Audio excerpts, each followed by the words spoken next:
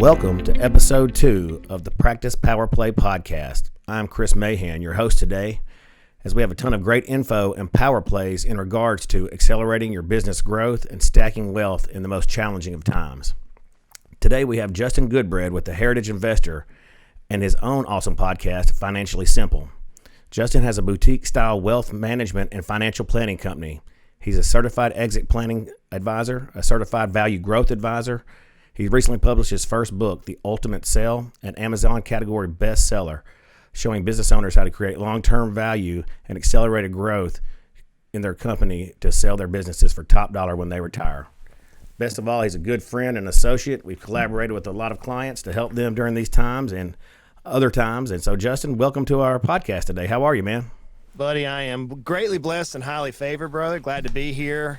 Glad for your podcast, man. You are a rock star among rock stars, and the information, folks, that this man knows will drastically change your business. So, Chris, I'm excited to be part of your new podcast here, brother. Well, thank you, man. I appreciate you joining us. Justin's, he's just telling me he's going on Fox News and he's on all these TV shows and podcasts. So, hey, I'm glad to have a legend among legends amongst us as well. So, man, I'm glad you were able to join us today. So, man, it's been a crazy year, hasn't it? Dude, man, what a wild ride. What a lot of opportunity, though, huh? Yeah, I mean, there's tons and tons of opportunities, power plays to be had for our doctors right now to come in and really change their trajectory during these times. So, with challenge comes great opportunity. What have you been able to take advantage of to put your clients in better situations during this time? Man, Chris, there's a lot of different things we can go here. So the way I would answer it is this. I've heard a lot of people say that COVID's kicked them in the teeth. COVID has caused their business problems. I don't think that's the case. I think what COVID's done is it's shown us the opportunity on how we can increase or better shore up our businesses. Our businesses, whenever we put them under pressure, they start breaking. And COVID, with the pressure, especially in the dental community, being closed 4 weeks in some places, 12 weeks in other places around our country, it placed these dental practices in the crock pot, in the pressure cooker. And it shows the dental owner, the practice manager, us consultants, exactly what that practice needs to improve on. So the first thing I'm going to say is the opportunity that came out of COVID was, where did your practice break? Where did you see some stress in that practice? And then with that, we can now devise a plan where we're trying to, what I like to say is we try to teach doctors how to double their net worth every 3 to 5 years. And the main catalyst for that is just driving efficiencies in these practices. I mean, you and I both deal with this from 2 different angles. Mm-hmm. So COVID, man, it opened up an opportunity, Chris, that we can see the cracks, and now we have an opportunity to go back and plug the cracks. That, to me, is probably the biggest thing that I've seen thus far. The other thing I've seen, Chris, is that you and I preach this for years as we work with mutual clients, is I love to see people just stack cash. Mm-hmm. We've had clients, and you've seen me, you question me sometimes saying, hey, these guys are sitting a lot of cash. Why are they doing so? Mm-hmm. And it came to fruition. Now, we didn't realize that COVID was going to happen, but we could see the economic cycle coming into play, showing that, hey, we're fixing to face some headwinds. There's going to be a storm in front of us at some point. Mm-hmm. Again, no one anticipated COVID. No one did. But those individuals who had stacked cash properly and weren't spending every dime they were making either for their lifestyle or back into the business, they were positioned properly to be able to go in and do a couple of things. They were able to potentially invest, like a couple of our clients did, bought low when the market dropped 40%. We had others that made improvements within their own practices through marketing or buying great sweetheart deals in their marketing campaigns. We have yet others, Chris, who took that cash and totally retooled their employment structure. They got rid of the bad employees or the lackadaisical, if I can speak right, employees, and they brought in some rock stars. So 2 opportunities that I see right off the cusp is, number 1, where did your business crack? Let's go back and let's figure out why that happened. Let's shore it up. And then number 2, we're going to face another storm. Hopefully nothing like we face now, but the cycle of business is going to happen within, again, the next 10 years. So if we're in a 10-year play, now the thing we want to start doing is recover from this move. Once we get our feet underneath us, now we got to start stackpiling some cash back, because whenever this happens again, that's when millionaires are made. So those are the 2 opportunities I've seen, brother, that are just first and foremost in our clients' lives. Gotcha. What doesn't kill you makes you stronger, right? So go back and find the cracks, solidify, come back better than ever, right? Absolutely. And the key, though, Chris, is in all this, it's I'm going to quote Michael Gerber. If you've never read the book E-Myth, E-Myth, if you've never read that, friends, you got to check it out. It's one of my top 10 reads for business owners.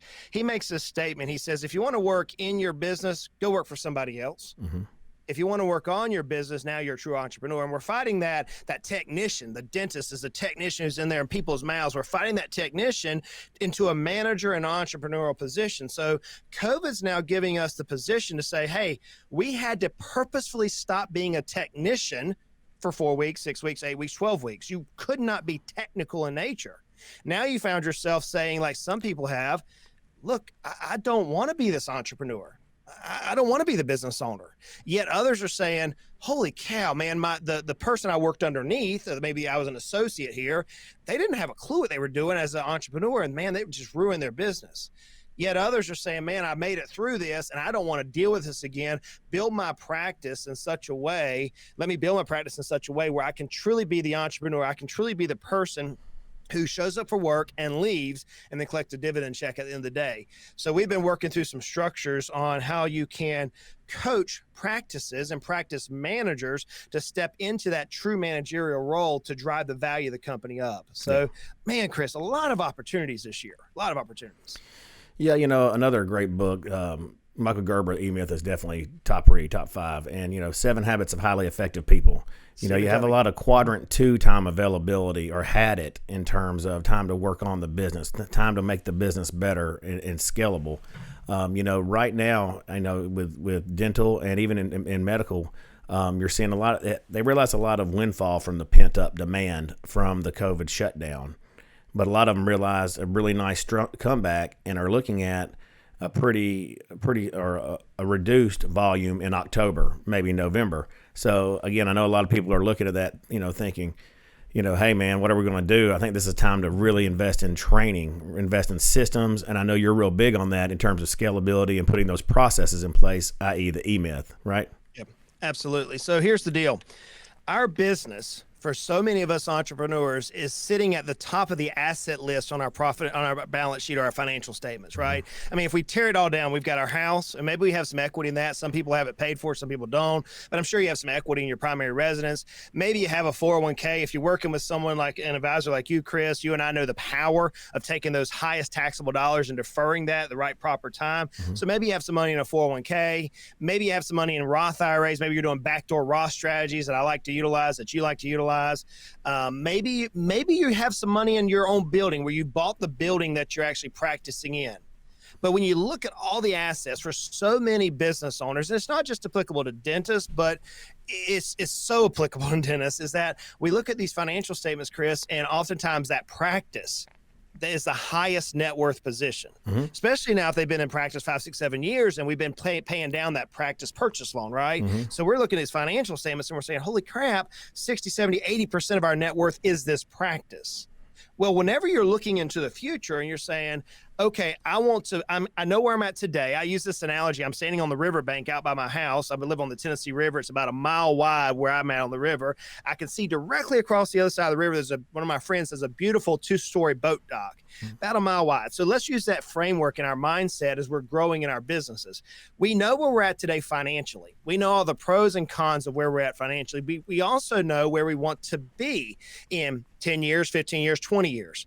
The catalyst that's going to drive us to that position many times is the sale of our practice at some point in the future. It is the catalyst. You and I both know, Chris, if we're making $300,000, $400,000, $500,000 a year out of our businesses to live on for consumptive purposes, in order to replace that income, we have to have a ton of assets set back in some sort of a income producing strategy, whether that's a portfolio or real estate, whatever it may be that can provide income. The only thing that's going to drive us to that point is our practice. The stock market is not going to return you a 30% return over a 10, 15, 20 year period. It's just not.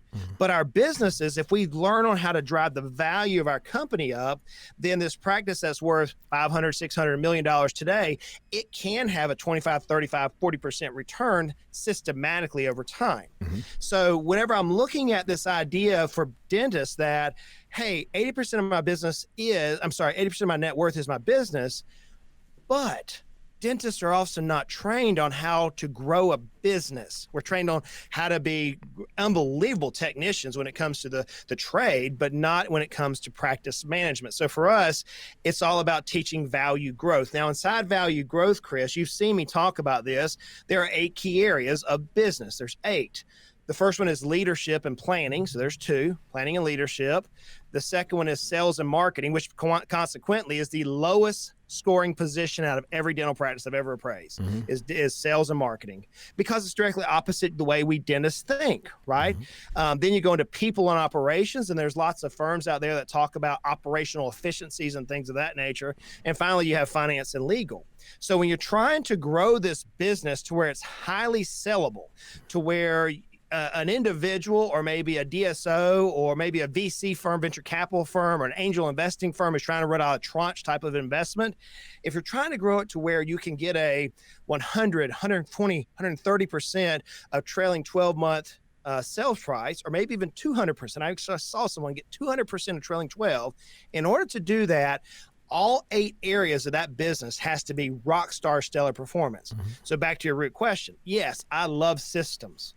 I love systems. Systems running all 8 key areas there will actually drive the enterprise value through the multiple or through the appraised process. Right. So, Chris, I relate it this way, man. When I go to McDonald's or Chick-fil-A, which everybody's going to say, ugh, but when I go to McDonald's or Chick-fil-A, brother, I look behind the counter and there's a 16-year-old cooking French fries, right? They don't burn the restaurant down because McDonald's has a system. Step 1, get the fries. Step 2, pour the fries. Step 3, drop the... You really have to build a practice as that detailed in nature. And so, man, right now at this time of the year, whenever you're going into a slow time period, you really need to have an outside consultant like yourself, Chris, who can come alongside and say, hey, we need to focus in on the hiring process. We need to focus in on the training process. We need to focus in on making sure that if you're working for $1,500 an hour, that you're actually doing the things which make $1,500 an hour. So, man, systems to me are just vital when it comes to business. Reinvest into your business, right? I mean, Netflix, what is it, year 2, they're going to Blockbuster, and they had a $56 million loss, and they offered Blockbuster to purchase them for $50 million, and Blockbuster laughed at them, right? So they went all the way down the elevator in Dallas, Texas, leaving the Blockbuster headquarters, and Netflix, which was an IPO or came out at $1 a share, is now trading at like $4.50, something crazy. Yeah. So and also, look at Amazon. They didn't kick off dividends for what? It was like 12 or 15 quarters, right? And you talk about it's interesting that Jeff Bezos can get a divorce 2 years ago and not even fight about it, just cut half to his ex-wife, and he's the richest man of all time in the world today, right? It just shows you just put money and invest in the businesses, because that, like you said, is top of line asset for wealth accumulation. You're exactly right, Chris, but there's a caution with that, and you and I have seen this. If you're going to invest in your business, you've got to have people on your side who know what they're doing to drive that value. Candidly, and being candid here, most dentists do not know how to do that. That's not the way we're trained as dentists. We're trained to be unbelievable technicians. The danger is this, friends, is if you don't invest and hire the right people to drive that value, then you're going to find yourself out here at age 60, 65, and all of your value is in that practice. And now you could potentially be in a position where, remember, here's the statistic. In the United States, under the small businesses, which is where most dentist businesses lie, only 12% of the time do the businesses actually transact and sell. And out of those that sell, 4%, just 4% of those businesses which sell, does the seller actually get what they were anticipating. Right. Only 4% of the time. So if you put all your eggs in that one basket, using that old farming metaphor that I teach my kids as they go get the eggs from the chicken coop, right? If you put all the eggs in one basket and you don't make sure that thing is just jam up, locked and loaded, ready to go, then you're going to find yourself destitute, working or living off Social Security, living not the lifestyle you're used to. So the way we mitigate that risk is you use tax planning, Chris, and this is where your powerhouse is. You use tax planning to diversify your risk away, right? If you don't want to put all your money into your practice and all your money into your real estate that your practice is sitting in, now you got what's called company specific risk. You got some major risk there when your net worth. But you and I, Chris, through our year-end tax planning, what we're looking at is, hey, can we use a money purchase plan? Can we use a cash balance plan? Can we use a deferred compensation plan? Some type of process in order to defer some not all, but some of that money out into what I call, you've heard me say, slow money. Something that's going to make us 8, 9, 10%. We don't really care what it really does, because we're making like our 15, like one of our clients actually had a 15.2% increase in their net worth over the last fiscal year through the midst of COVID. I mean, that's rock star status. So we want to look at, we want to reinvest in our business, but you also simultaneously need to know the safe amount to pull out of your practice every year and position it so that if your practice doesn't sell, if regulations change, if dentistry becomes some sort of a healthcare requirement, as we've seen in some other areas of the medical field, if something like that happens in the next 10, 20 years, you and your family are still yet protected. Yeah, that's good stuff, man. That's great stuff. How about some power plays in regards to what they need to do financially right now with their debts, with their insurance? What are some good things that you think they should look at now to free up cash flow and really make a big difference in their long-term and current wealth accumulation? So the way we have to answer this is twofold. First of all, we have dentists who just barely made it through COVID. Okay, so let's address that one first. If you find yourself at this particular point, no matter whenever you hear this podcast that airs, if you find yourself saying, man, COVID kicked me square in the teeth, fine, tighten the belt. Your power play at this point is you tighten the belt up and you stack cash. Tighten your belt and stack cash. The more cash you can stack, the better you can position yourself to come back and get back to where you were and actually excel out of that. There's nothing more important than that. Now, whenever I say tighten the belt, you may have to look at some things like spending a little bit more money on marketing, becoming more efficient within your team members. Maybe you have, like I mentioned earlier, maybe your team members are not rock stars. Maybe they're not the all-star team. Maybe you have to do some movement around.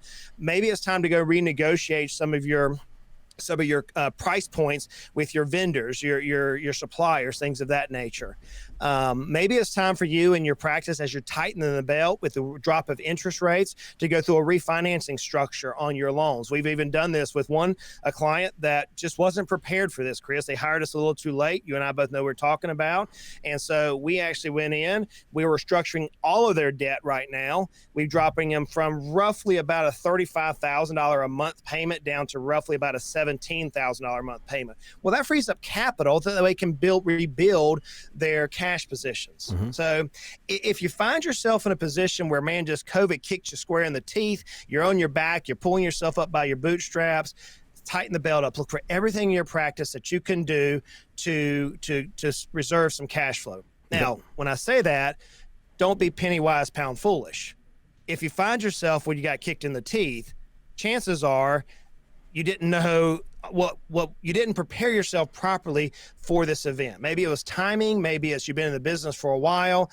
Use some of that resources to hire a rock star like Chris, hire a consulting firm out there, somebody who can come alongside you and say, hey, let's not have this happen again. That's penny wise, pound foolish. Okay.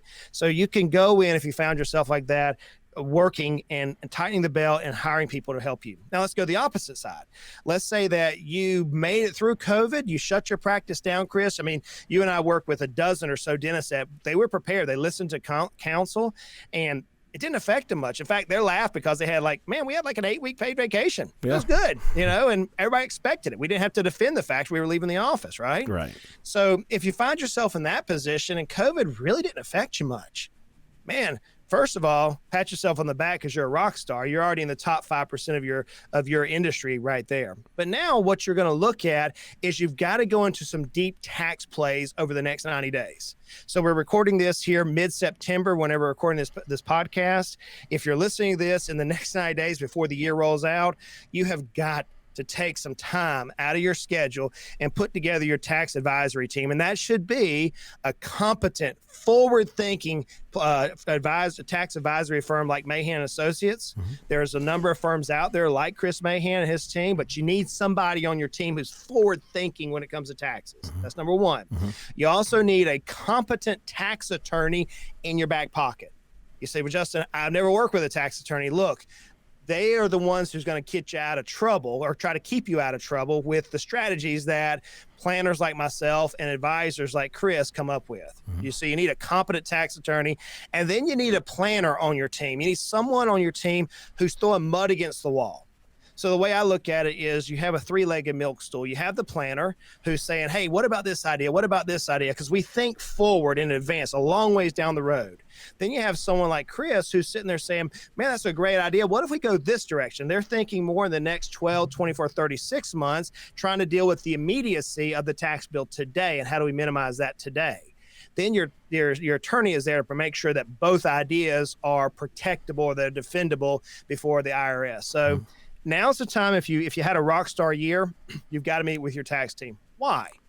Well, Chris, you and I were just talking about this. As of today, recording this episode, we have some uncertainty with the PPP, the Payroll Protection Program. So a lot of the dentists kind of had their practices operate in a position of a water hose, right? They stuck their finger over the end of the water hose, and that back pressure built up over the 8, 9, 12 weeks they were in practice.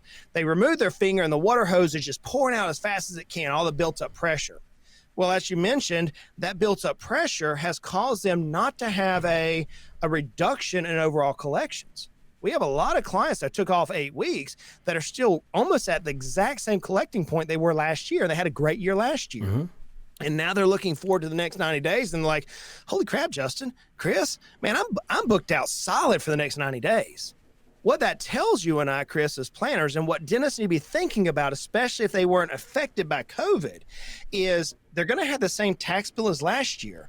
Plus, as of right this very second, as we're recording this, the PPP is going to add an additional layer of taxation on them. And because of the CARES Act, some of the mechanisms that we wanted to use for tax planning are no longer available, or we probably aren't going to use them. And there are other mechanisms because of the CARES Act that many reactionary CPAs aren't aware of.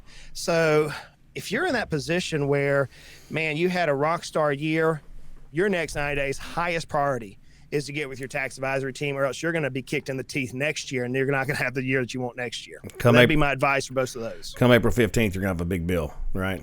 It's going to suck. Yeah, and I agree. I mean, right now, if you don't have a tax plan scheduled or a consult with your tax advisor in the next 30, 45 days, you need to get one, because that's how, Justin and I can work collaboratively to really help people fund pension plans with tax dollars and do a lot of really cool things.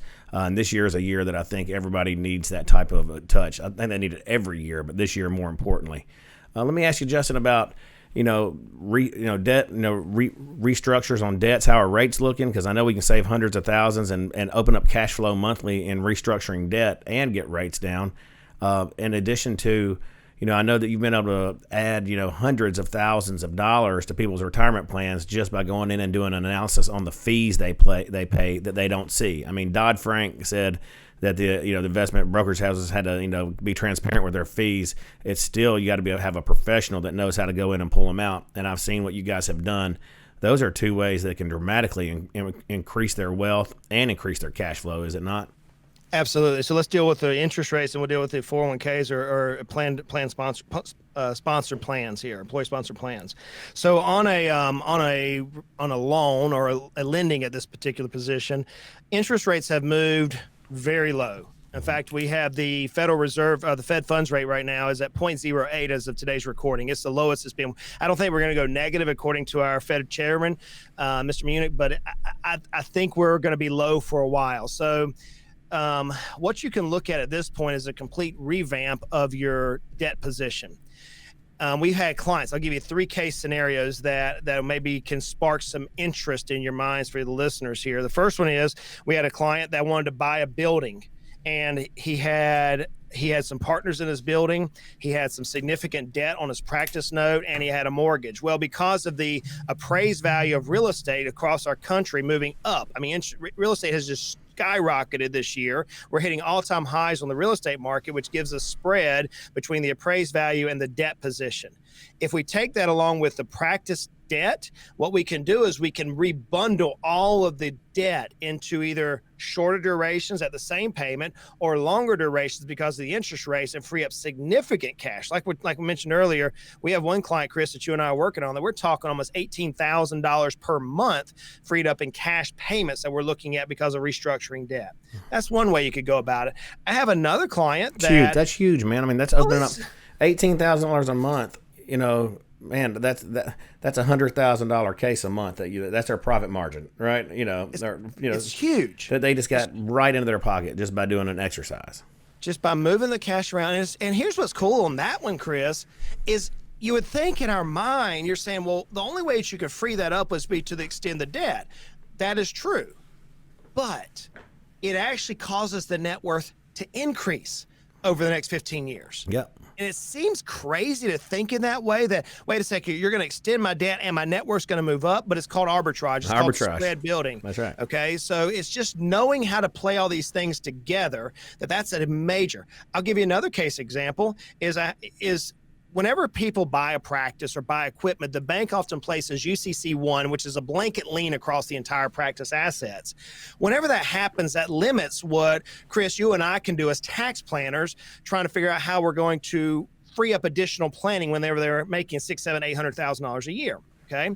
So one of the things that we can do is if we can get the UCC1 encumberment off the practice and place it onto a secured asset like a piece of real estate, then it opens up opportunities for us. So we have another practice, for example, that this young dentist owns the building that they're in, and the practice note was about $300,000 left on the practice note, but the equity of the real estate grew so much that we took the practice notes and transferred it to the real estate note on a 15-year fixed commercial loan. Yep.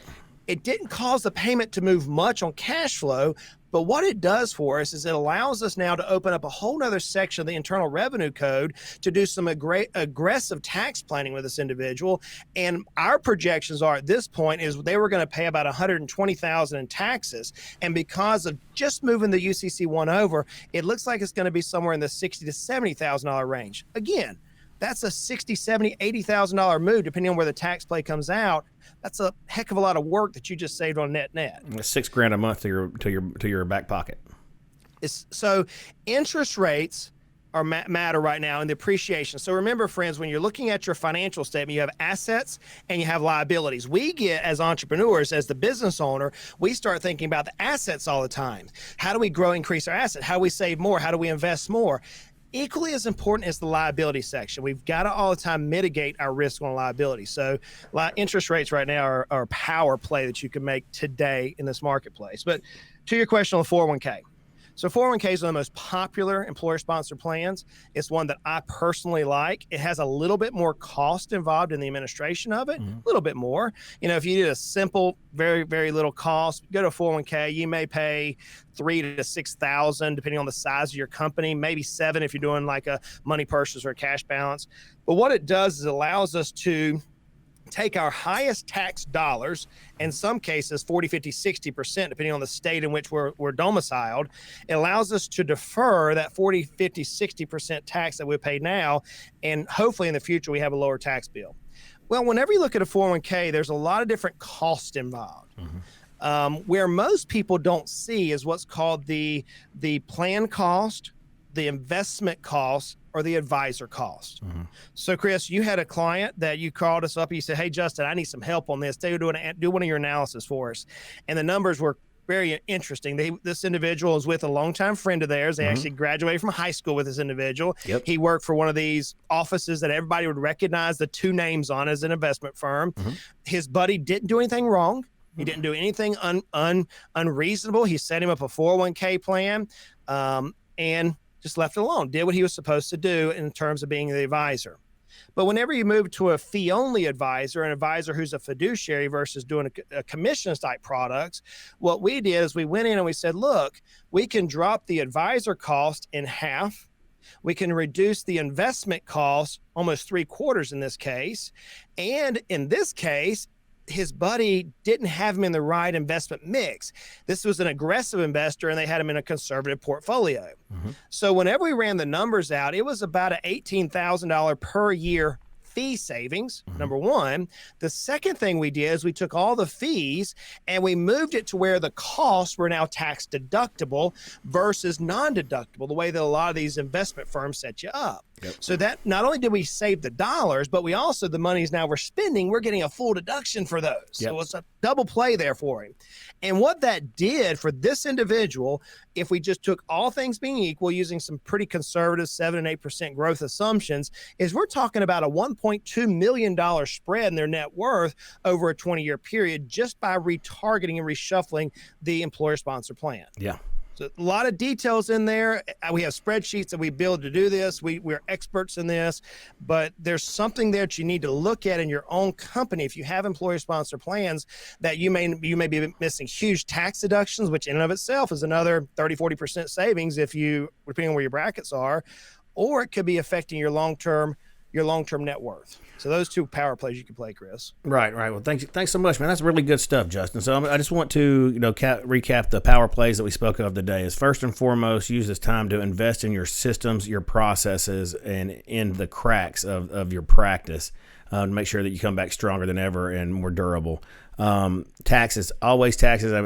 Taxes can fund everything, right? And play the tax game the right way. And this year, more importantly, due to PPP monies, and some unique things that have happened in this special year, as with every year, it really changes the return on investment in your tax plan based on what you're going to get this year, what you can push into the next year, what upcoming elections and things can play into your tax plan. So you're going to want to be very agile with your tax plan based on what happens on November 3rd. So, there's a lot of things that you need to put in play for the taxes. Debt refinance. Just in the one live example that, Justin mentioned that he did with a client, saving them, $6,000 a month in debt service, that's a big chunk. And then on the other live example where he's saving them /making them $18,000, a year. That's $130,000 difference, $140,000 difference to their bottom line by playing it the right way, not inclusive of the taxes and how the taxes can fund a lot of that. So those are some huge power plays. So Justin, let me ask you, how do they find you? How do they say, hey man, you know what? I want to have, somebody review my 401k, fees and trajectory and investments. If I want to have somebody look at my debt service and those kind of things, how do they find the legend, Justin Goodbread? Yeah. So I'm going to direct everybody to our education portal called Financially Simple. In fact, if you go to financiallysimple.com/dentist, we have a whole series in there specifically for dentists as it relates to practice, as it relates to hiring, firing, all the financial things we talked about today. So you can go to financiallysimple.com/dentist and you can connect with us there. If you need some consultation, you can fill out a form right there. Hey, connect with us. And we have a process that turns it on so our team of experts here in our company, we're a well-staffed team with almost everybody here has master's degrees. We do this for a living with people. And these numbers are not just made up numbers. These are, Chris, you can verify them. These are clients that we work on mutually together. Yep. That it's just amazing to watch when you look holistically. So yeah, check out financiallysimple.com. I have a podcast, again, Financially Simple. I think we're up like 300 episodes. In fact, Chris, you're going to be on the podcast here talking about year-end tax plays here in this next little bit. It's been featured in the top 10 several times, and it's a teaching podcast. If you want to go there and learn, there's a lot of episodes you can learn a lot. I've had a lot of powerful people come on the show to speak directly to us business owners. So the podcast, Financially Simple, or the blog, financiallysimple.com, are the best ways to connect with us. Awesome. Hey, Justin, thanks so much for joining us today, man. A lot of great information and power plays to incorporate. Guys, look forward to episodes 3 and 4. We have the dental guys coming in with tales from COVID from 2 practices with the challenges, opportunities, and what they've done to really put their practices on a better trajectory due to the challenges of COVID, as well as we have Howard Ferrand, who's the owner, founder of Dental Town, Hygiene Town, and he's a well-known guy. So anyways, we're looking forward to seeing that. Justin, thanks so much again, man, and truly appreciate it. All right, brother. Y'all take care. All right, be good.